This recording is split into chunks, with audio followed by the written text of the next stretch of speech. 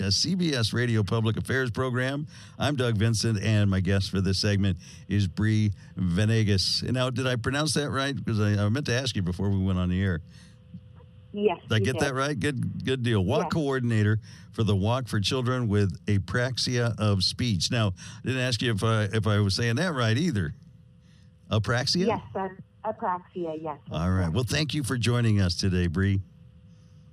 Thank you so much, Doug. Thank you so much for talking with me tonight. Now, before we get to the walk, kind of want to give our listeners an idea of what this is, and they probably still didn't quite capture it as we were saying the name. So it's Apraxia of Speech, and there's an organization called CASANA, which I guess is an acronym. What's that all about? Yes, so Apraxia it's called Childhood Apraxia of Speech. And it is considered a neurological motor planning speech disorder. This affects a child's ability to clearly and correctly produce syllables and words. So the child, because I was kind of reading up on this, and it's a little difficult to get your mind around, isn't it? Yeah. Yes, while most children almost miraculously learn to speak without effort, children with apraxia struggle to like I was saying, to accurately produce sounds and syllables and words. Yeah. So while their understanding of language is usually intact and much higher than their expressive language, these children have difficulty planning and programming the complex movements, their mouth, lips, palate, and jaw to correctly, to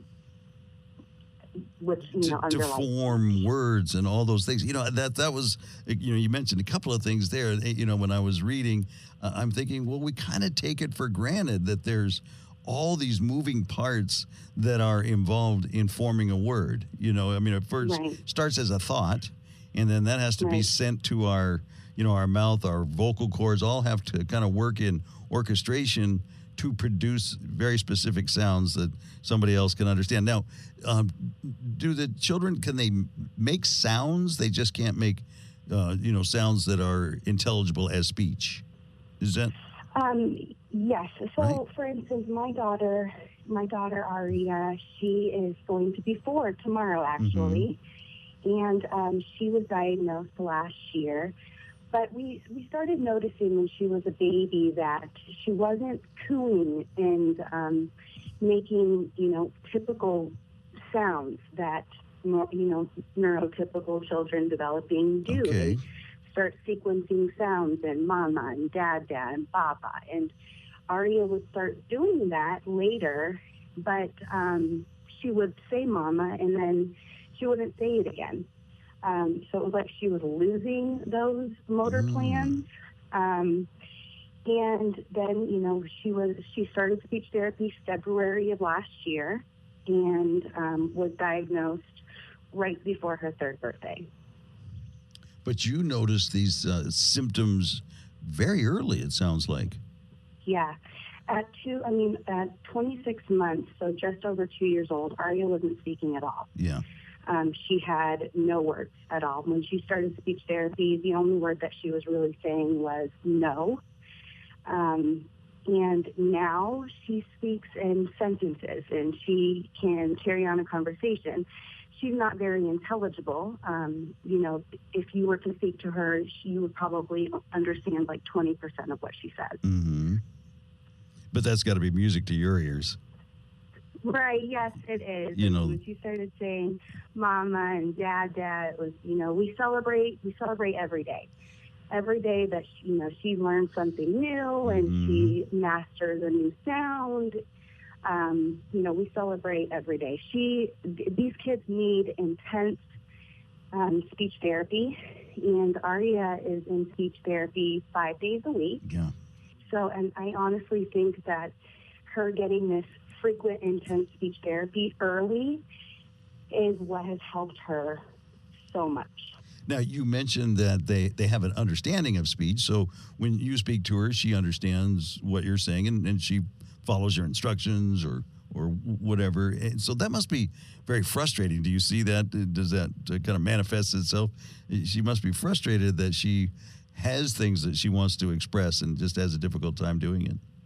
Yes, it's very hard for her and hard for us as her parents to see her struggle. And for instance, if we're driving in the car, she'll say, "Oh, look at that," and I'll say, "What is it?" And she'll try to tell me, and then she'll say, "Oh, you can't say it."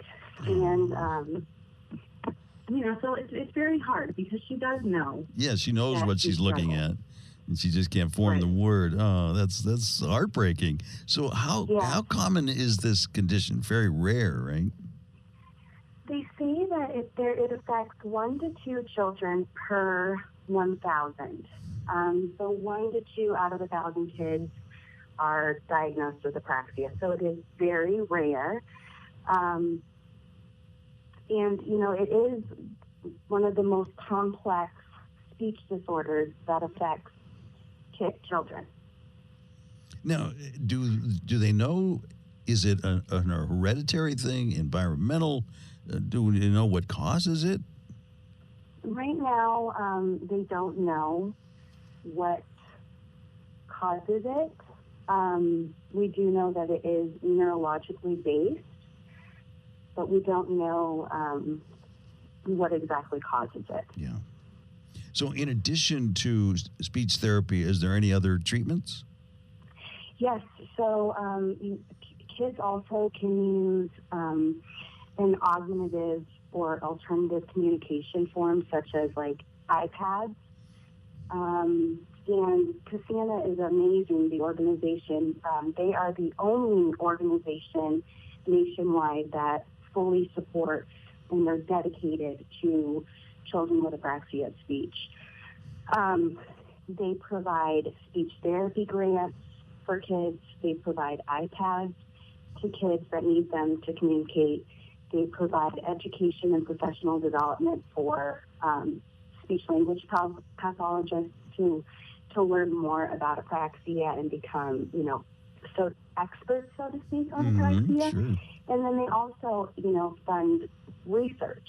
And the walks, the money raised at these walks is what funds all of those things that I was just speaking about.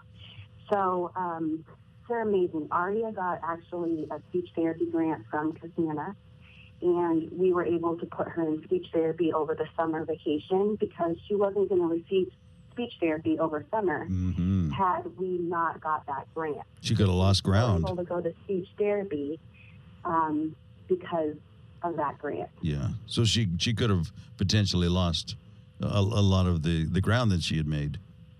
Exactly. Yeah. She could have definitely suffered if she didn't continue her speech therapy. And I think that she really blossomed over summer and picked up a lot more because she was able to continue speech therapy.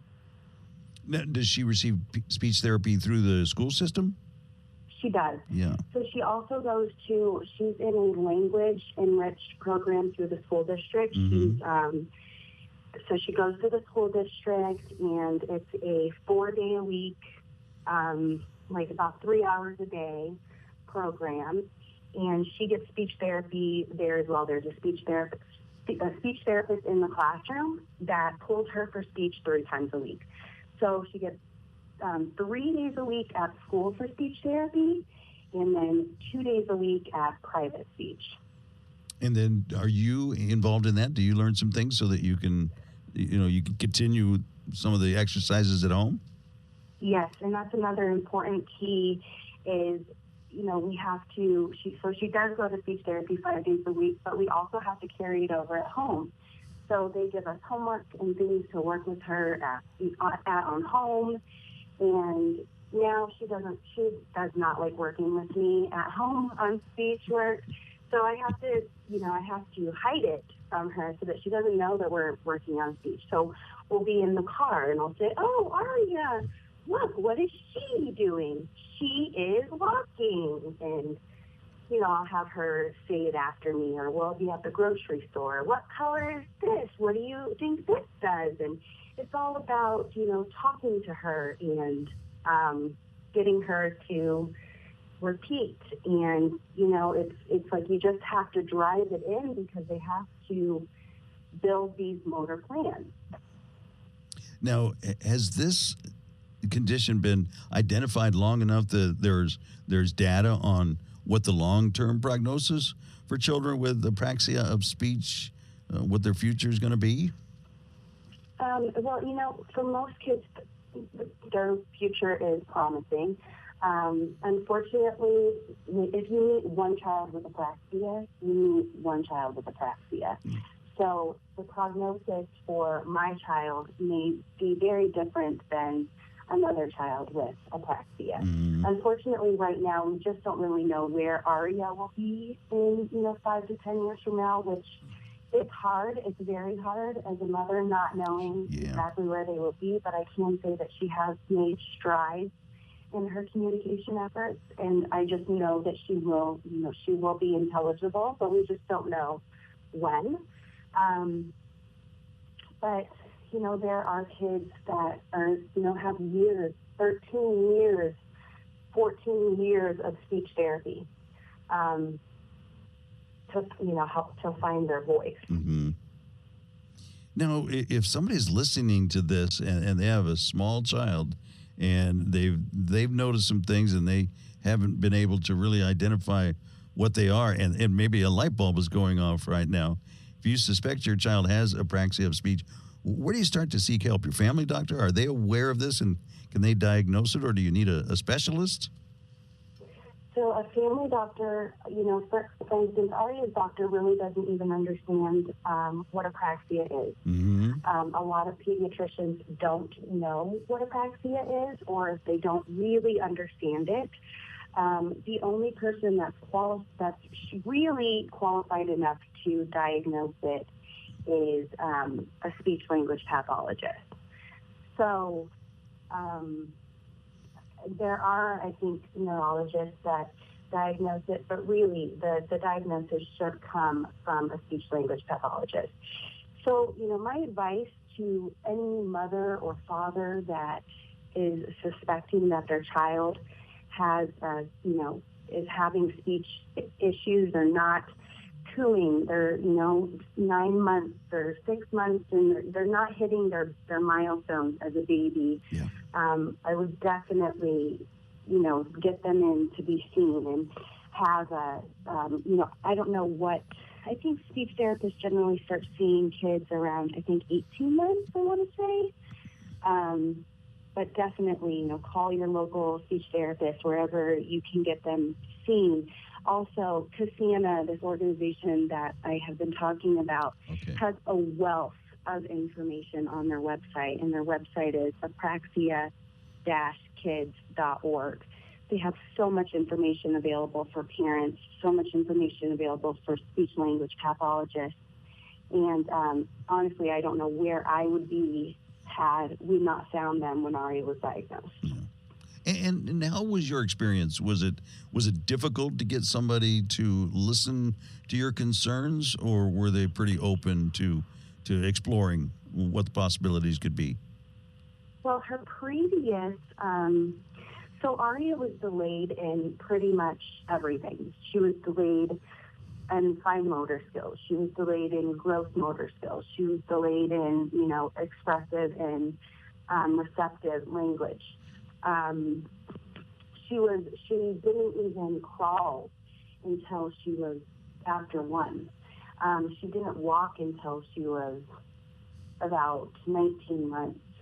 And she wouldn't like run, and she was very delayed. So her pediatrician at her 2-year appointment, she said, well, she's not talking. You should really have her evaluated by Inland Regional Center. And so I had, I was like, she's fine. She's my second child. She's letting her brother speak for her. Our dynamics have changed. Now I'm a stay-at-home mom. And I was in complete denial that anything was wrong. Okay. And ended up having her evaluated by Inland Regional Center.